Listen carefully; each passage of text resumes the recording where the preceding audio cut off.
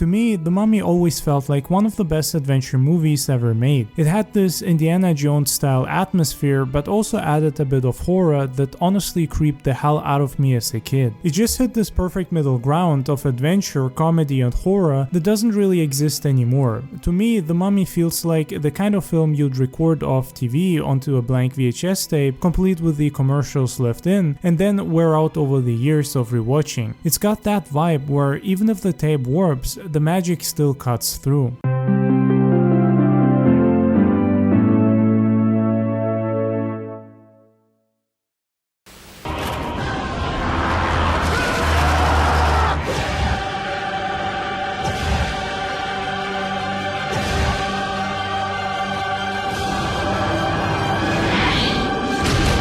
The Mummy. What I always loved was the balance it struck. On one side you had Brendan Fraser as Rick O'Connell, the kind of lead we don't really get anymore. He was tough, could throw a punch and fire off a one-liner, but he also had this charm that made him feel relatable. I think I'll kill you. Think of my children. You don't have any children. Someday I might. Shut up. Yeah. Goodbye, Benny. Well, personally, I think he's filthy, rude, a complete scoundrel. I don't like him one bit. Anyone I know? Oh. Hello? Can you swim? Of course I can swim if the occasion calls for it! Trust me! It calls for it! I mean, one moment he'd be the toughest guy around, and the next he'd be running away screaming like everyone else, because fighting gangsters or goons is one thing, but having to deal with undead mummies sucking the life out of you is something he definitely did not sign up for. Oh yeah. This just keeps getting better and better.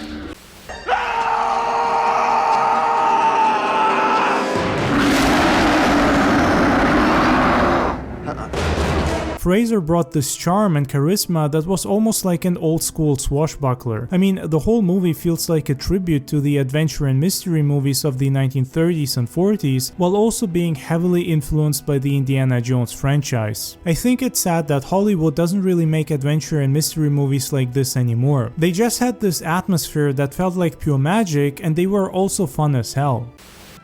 Thebes, city of the living, crown jewel of Pharaoh Seti I, home of Imhotep.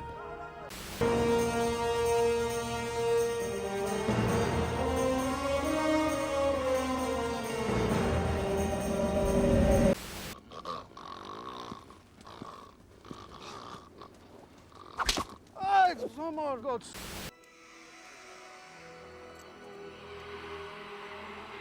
Here we go again.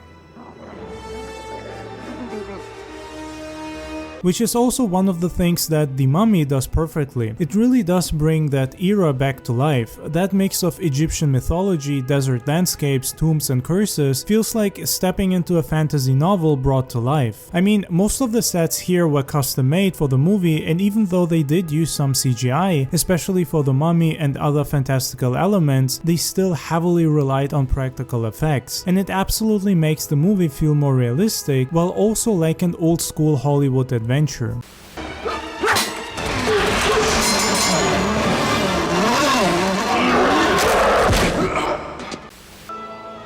you see? Yeah.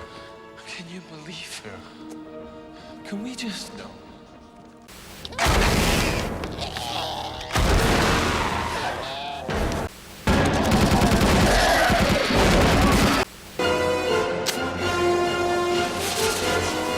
Time to close the door.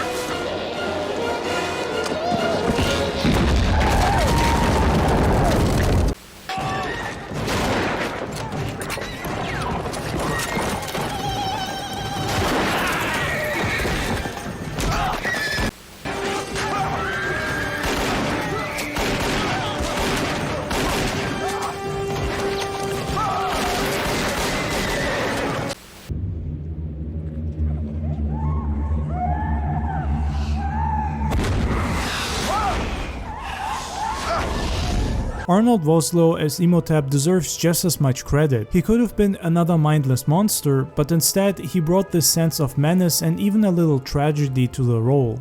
But for their love, they were willing to risk life itself.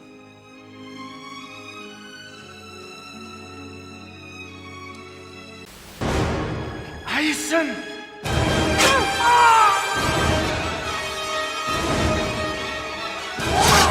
Kunai Dachame, Yanachame, Hagamis!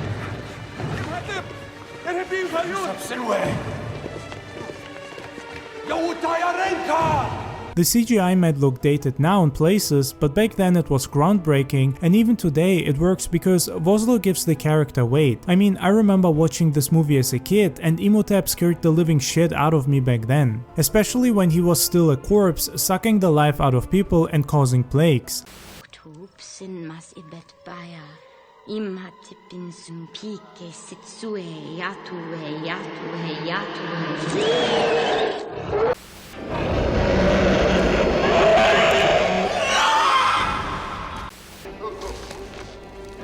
Play hide and seek. Come on, let's get out of here. Whoa!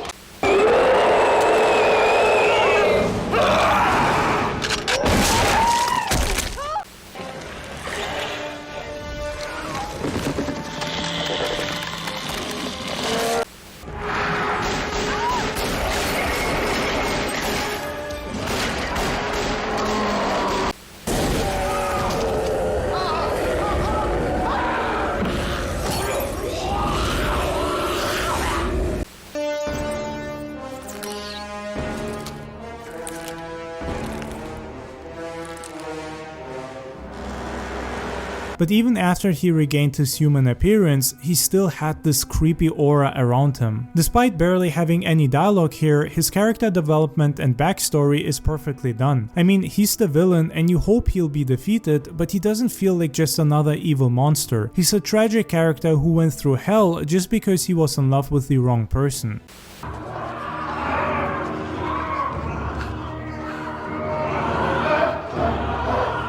As for Imhotep, he was condemned to endure the Homdai, the worst of all ancient curses.